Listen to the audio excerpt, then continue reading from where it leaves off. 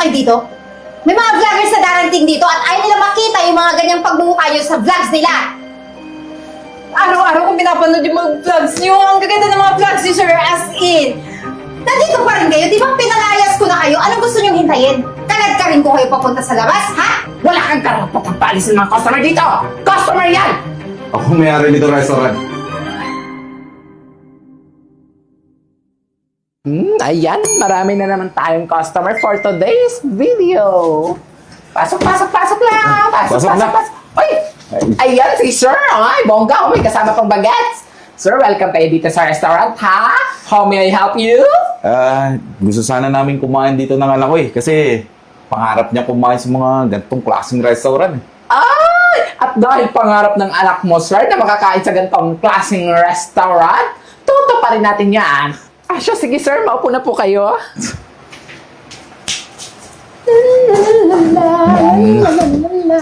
Masarap mga pagkain dito na ka. Kaya nga tayo, ganda rito eh.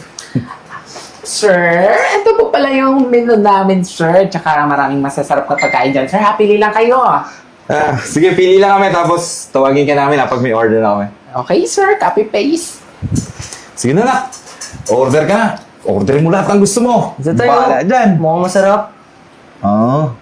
Burger? Sige, dagdagan mo pa. Pa.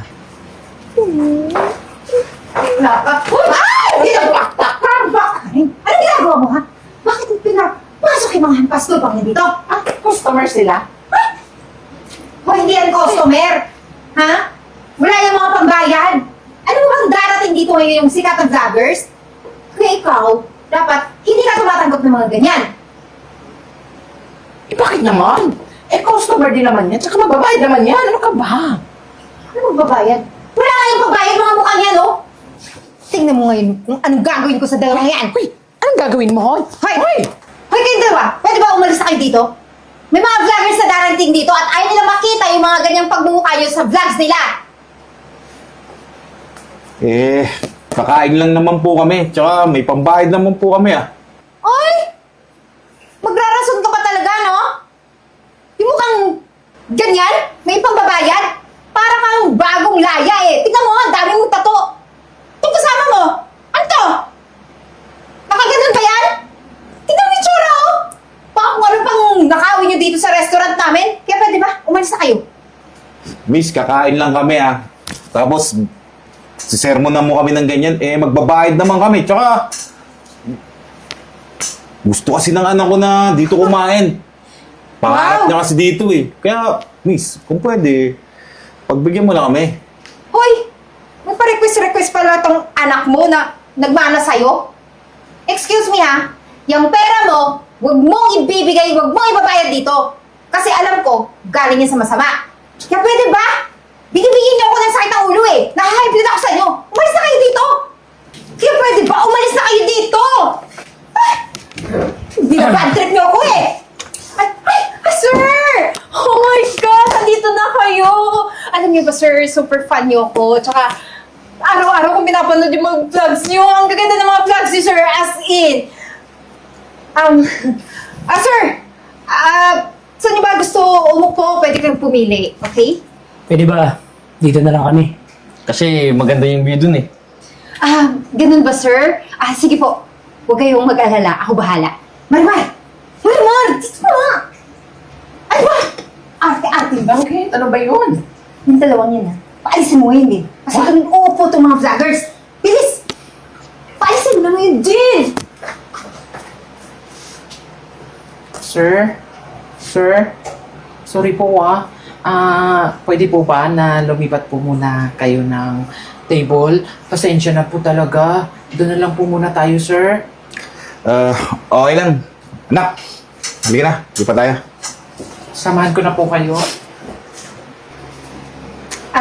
Sir, available na po yung table. Pwede na po kayong maupo. Thank you.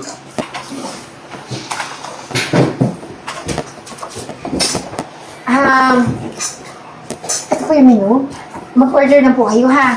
Tapos po, sabihan niyo lang ako kung ano yung gusto niyo.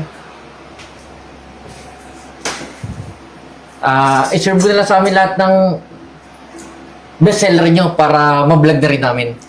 Sige po, sir. Thank you, sir.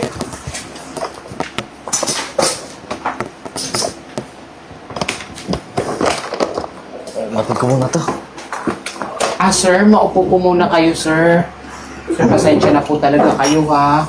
Ayan, sir, magtubig na lang po muna kayo. Tsaka, sir, kukunin ko lang po saglit yung menu, ha. Okay lang. Grabe naman yung tay. Hayaan mo na. Huwag mo nang pinagpapapansin yung mga ganong klase ng tao. Wala naman tayo mapapala doon. Importante, makakain ka rito. Kasi, yun yung pangarap mo, di ba? Opo, hindi lang natin intindihin. Sige, tayo natin yung menu. Teka lang. Ang kakapal talaga ng mukha nyo, no? Nandito pa rin kayo. Di ba pinalayas ko na kayo? Anong gusto nyong hintayin? Kalad ka rin ko kayo papunta sa labas, ha? Sabi ko nga sa'yo, kakain lang naman kami. Pagkatapos namin kumain, aalis na rin kami. Kaya nga. Mga modus kayo eh. Alam nyo, ang sakit na ng bangs ko eh. Pinabad trip nyo ako.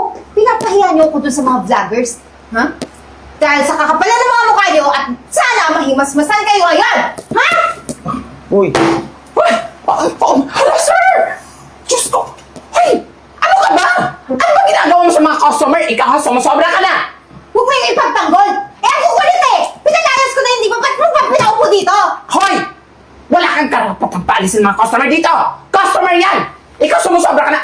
Huwag mo antayin mag-init ang ulo ko! Nag-iinit na, Hoy, mamili ka ng customer. Hindi yung mga katulad yan. Mga pasto ka walang pabayad. Umalis ka na dito! Umalis ka na! Umalis ka na! Ako pa tayo papaalisin mo ha. Munda ka. Gigot siya. Tay, okay ka lang? okay lang. Sir, pasensya na po talaga kayo dun sa babaeng mukhang kabayo. May pabangs-bangs pa. Hindi naman bagay sa kanya. Sir, pasensya na po talaga, sir, ha? Yeah. Sir, eto po yung menu. Tsaka, sir, hayaan nyo na po. Ganito po para makabawi po kami sa inyo. Lalong-lalo na po ako, sir. Sa kahihiyan po na idinulot po nung kasamahan ko. Bibigyan ko po kayo ng discount. Opo. Sige, okay lang. Umorder ka na. Sir, ayos lang po ba kayo? May masakit Okay lang. po ba sa inyo? Kayo, sir, ayos lang po kayo? Pahingin lang ako ng tissue. Baka meron kaya. Sige, sir, saglit na po siya. Mukhang basang-basa nga kayo, sir. Sige na. Umorder ka na. Pumili ka na.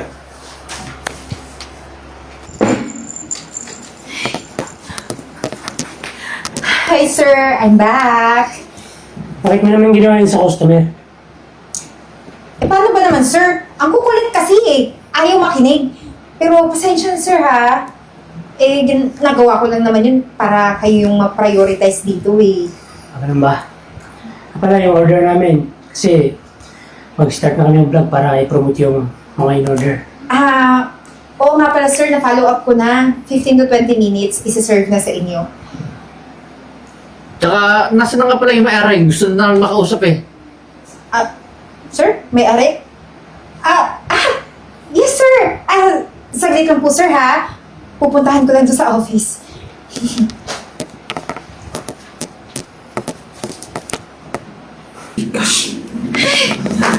Oh, yan ka Marimar. Nandito ka lang pala. Kanina pa kita hinahanap. Bakit na naman, ha? Problema ako. Kasi yung mga vloggers gusto nila makausap yung may-ari. Hindi ko naman hindi ko sila kilala. Hindi ko alam kung saan sila hahagilapin. Di wag ka naman problema. Kasama lang din naman natin yung may-ari, Ano? Ano kasama? Magdadalawang buwan ako dito nagtatrabaho. Kahit anino ng may-ari, hindi ko nakita. Oo. Nasa US, naka-based, yung may-ari ng restaurant na to. Yung amo natin. Tsaka, paminsan-minsan lang sila umuwi dito. At nagkataon, nang binastos mo pa sila. Ano? Ano nangyari yun? Wala naman akong na-meet na social na customer eh. Tsaka, wala akong ibang binastos, di ba? Paano ba naman kasi?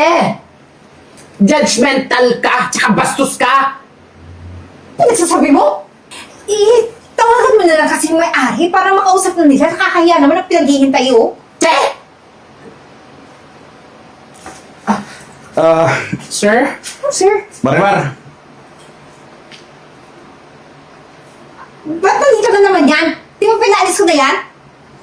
Tigas talaga ang ulo eh. makita pa yun na may-ari mamaya. Ano? Ba't kang tatawa? Hindi mo ba kilala yung kaharap mo? Eh, yung hampas lupa na customer, di ba? Anong hindi ko yung makikilala? Hampas lupa? Oo! Eh, si sir lang naman yung may-ari ng restaurant na to na binastos mo. Eh, paano nangyari yun? Eh, ba't ganyan yung itsura niya, oh? Oo, Eden. Ako may-ari nito restaurant. At ako rin ang nagsabi na ituring akong normal na customer dito ni Marimar. Para makita ko kung paano nagtatrabaho yung mga empleyado dito. Eh, sir naman, eh, bakit kasi ganyan yung pananamit nyo? Tsaka, ginawa ko lang naman yung kanina eh. Dahil may mga vloggers para maganda yung maging review ng restaurant niyo. Marimar, pakasabi sa mga vlogger. Handa na ako magpa-interview. Sige sir, copy-paste. Yeah. May tatanong sana ako sa inyo eh. Yung mga vlogs nyo ba is nagba-viral? Oo, sir. Lahat po ng pinupost namin na video, nagba-viral po. At million-million po ng mga views na nakukuha namin sa social media. Pwede naman. Nga pala, yung pangyayari ba kanina, yung ginawa ng waitress ko is nakuhanan nyo ng video? Oo naman sir. Lahat yun nakadetalye. Para sir, pwede po ba natin start yung interview? Sige. Okay na ba ito?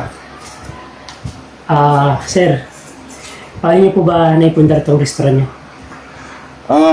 Actually, itong restaurant na to, naipundar ko dahil nag-start kasi ako as waiter. At, ayun, sa pagtsatsaga ko, sipag, syempre, sa pagpupursige sa buhay, naipundar ko to. At isa sa sekreto kung bakit naman lumaki tong negosyo ko na to is sa mga empleyado ko. Sinisigurado ko kasi na lahat ng empleyado ko dito is masisipag, maasahan, at importante yung may respeto sa kapwa. Maliban nga lang doon sa isa. Siguro naman nakita nyo kanina. Pala sir, ano po ba may papayo yung sa mga ibang negosyante na tulad ng may restaurant? Sa mga may restaurant dyan, ang masasabi ko lang is kung sakali man na mag-apply sa inyo yung empleyado sa amin na si Eden, huwag na huwag niyong tatanggapin. Kasi masisira yung negosyo nyo dahil sa taong yan. At kung sakali man na meron pang mga ibang empleyado na katulad niya, huwag na huwag kayong tatanggap ng ganyan kasi yan yung sisira sa inyo. Sir naman, narinig ko yung interview. Bakit yun naman yung sinabi, sir? Magsusorry naman ako sa inyo eh. Eden, hindi mo kukuha ng sorry yung mga ginawa mo. Tsaka, tingnan mo, mukhang magbabiral ka ngayon. At sisiguraduhin ko na walang sino man at tatanggap sa'yo. Kaya makakalis ka na. Hindi ko kailangan ng katulad mo dito sa restaurant ko. Alis na!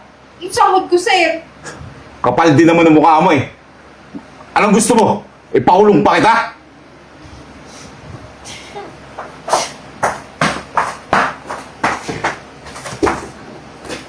Sir, maraming salamat nga pala at pumayag ka ma-interview namin. Wala nga naman. Anytime na gusto nyong pumunta rito at kumain, welcome kayo rito. At salamat din at na-promote niyo itong restaurant ko. Pala, may isang empleyado ako na may matututunan din yung mga kagaya ko na restaurant owner. Si Marimar. Alam nyo, matagal ko nang tauhan yun eh. At yan yung pinaka-inaasahan ko dito. Masipag yun. Tsaka halos ituring niya na sarili niya tong business na to kaya sobrang galing nan. Ayan si Marimar. No sir. Oo nga sir, nakita nga namin kung paano kanya ipagtanggol. Oo. Marimar, Sir? may good news nga pala ako sa'yo. Ano yun sir? Bibigyan niyo pa ako ng boyfriend? Ito, puro kakalokohan eh. Simula ngayon, ikaw na yung magiging general manager dito sa restaurant na to. Sir! Oh my gosh! Magiging general na ako as in general police? Di ka pwedeng police, no? General manager, ikaw na ang mamamahala dito. Total naman, Total naman, nagbukas na rin kami ng business sa US. Alam mo naman, bihira ako dito, kaya ikaw na ang mamamahala nito. Ay, naku, sir! Maraming salamat po! Naku, sir! Thank you talaga sa pagtitiwala at pagiging mabait na amo niyo po sa akin, sir. Bihira lang po yung ganun na kagaya po ninyo, sir. Kasi yung iba po, sir, naku, sir, asasama naman ang ugali ng mga ibang, sa mga empleyado nila. Tapos kayo, sir, ang swerte ko po talaga sa inyo. So, paano? Congratulations! Tsaka, sabi mo kay Chef, pakihain na yung mga pagkain dito para makakain naman itong mga bisita natin. Sige po, sir. So, paano, sir? Puntahan ko lang si chef, ha? Mm. Thank you, sir. Thank you. Congrats!